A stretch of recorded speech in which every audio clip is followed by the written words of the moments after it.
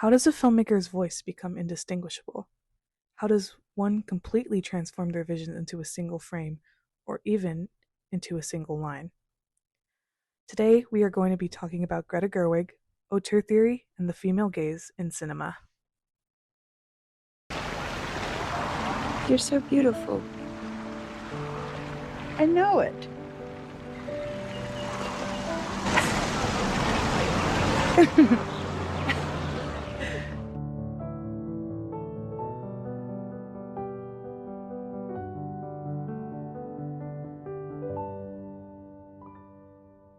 So if you're tired, we can sit down. I'm not tired. Oh, okay. I just couldn't tell because you were dragging your feet.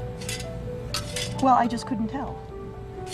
Why didn't you just say pick up your feet? I didn't know if you were You tired. were being passive aggressive. No, I You wasn't. are so infuriated. Please stop yelling. I'm not yelling.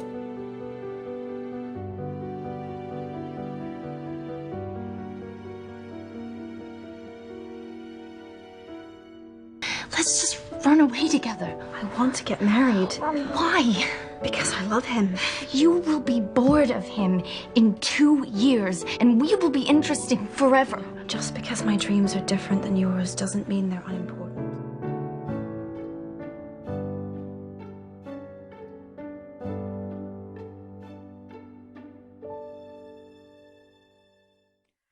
Greta Gerwig has become a powerhouse in the scene of contemporary cinema. Strikingly, her solo-directed films usually cover deeply personal and relatable stories concerning women and feminism.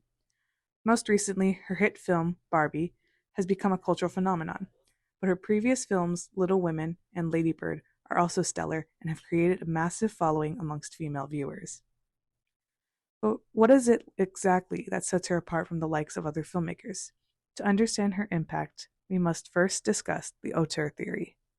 I don't know how to run a newspaper, Mr. Thatcher. I just try everything I can think of.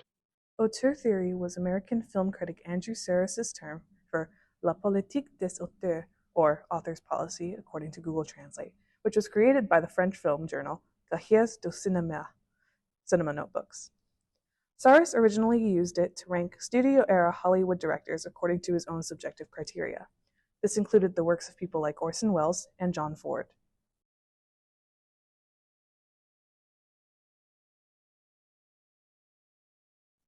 Auteur theory proposes that the film is the artistic project of the director primarily. His or her vision, creativity, and design determine the end result, and, therefore, the finished film. This usually culminates in a filmmaker who has a very distinctive style or thematic focus that is quite personal to themselves. So, by this definition, could Gerwig's films be thought of as auteurist films? Well, I say definitely. Gerwig's films all tend to focus on a young female protagonist or protagonists, and they have intricate and emotionally complex characters. Usually, they're considered coming of age or focus on the bittersweet feelings of growing up. And she also loves a good monologue. Cinematically, Gerwig's use of color palettes to distinguish certain times, places, and worlds stick out to me. We see this in both Little Women and Barbie. In the scene, Beth's Last Christmas, from Little Women, the golden color palette is used to show the year previous to Beth's passing. Jo frantically searches for Beth, but learns that she has overcome her sickness in time for Christmas, and she's obviously very relieved and happy about this. In order to show that they're in a different time period, the present-day scene is shot in a more blue color palette. If you watch closely, it follows pretty much the exact same shots as the last scene, but it's slower, a little bit more melancholy, and obviously more blue. Jo woke up from her dream hoping to see her sister alive and well, just like the year previous. But unfortunately, her mother is sitting at the table, all by herself, with a solemn look on her face.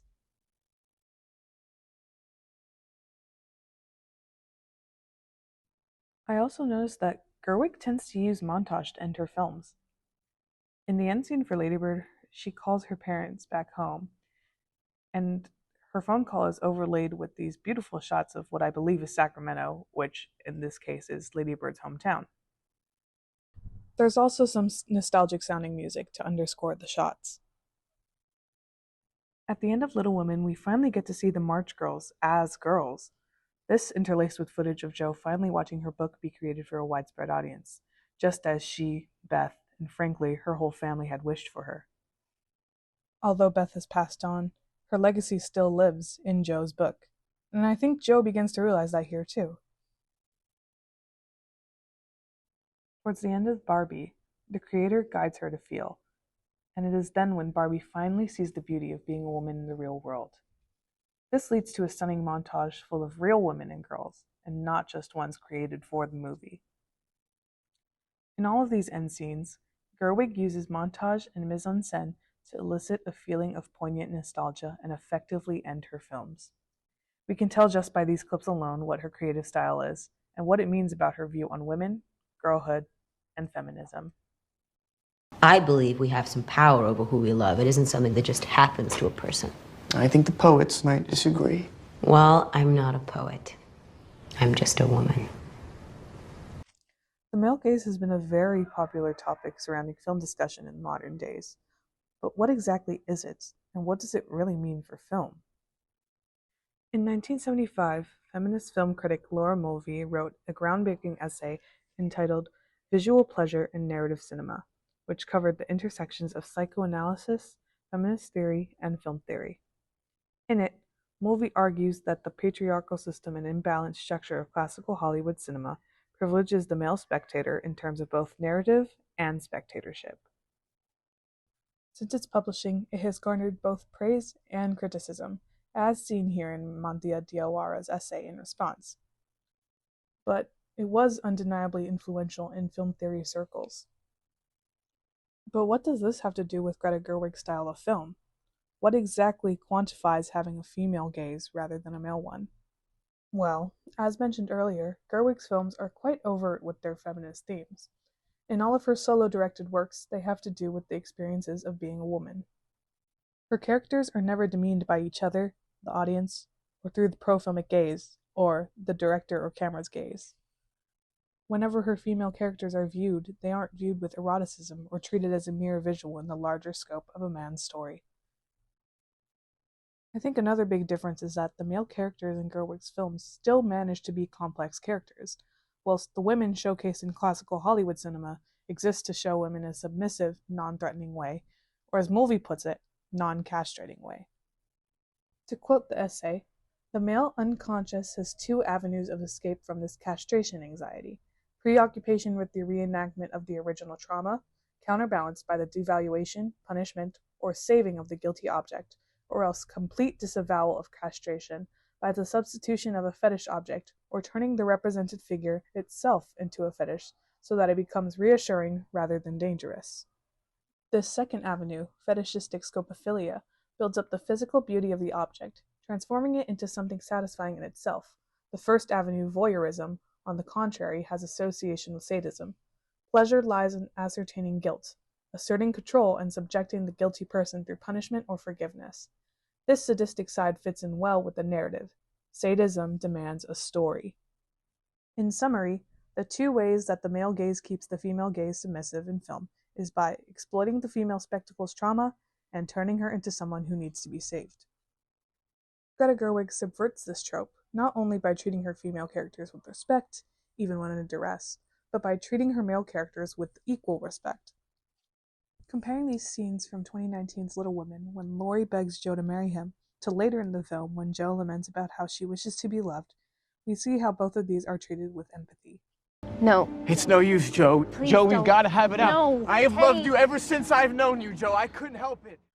Arguably, Laurie being upset about Joe not wanting to marry him is way less intense, but you feel the meaning and carry sympathy for them both in both scenes. Laurie's anguish due to his unrequited love, and Joe's wishes to be loved after vehemently denying Laurie's affections show their complexities as characters. I care more to be loved. I want to be loved. That is not the same as loving.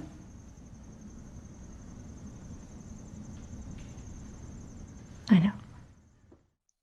Just by watching, we know that Laurie is a boy who feels strongly, but is yet to grow into a mature man that can properly express his feelings. I would rather hang myself than realize this, Joe. Teddy. And Joe is passionate about her writing and wishes to be something more than just a wife, but in pursuit of these goals, she gives up her capacity for romantic love. And I'm so sick of people saying that love is just all a woman is fit for. I'm so sick of it. But I'm so lonely.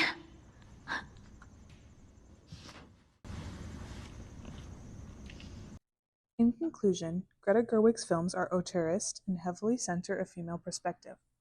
Her films challenge the male gaze and the traditional narratives of the classical Hollywood cinema model. Her distinct directorial vision uses color to enforce themes, highly complex characters, and heavily centers on female coming-of-age stories, usually relating to the melancholy that comes with growing up.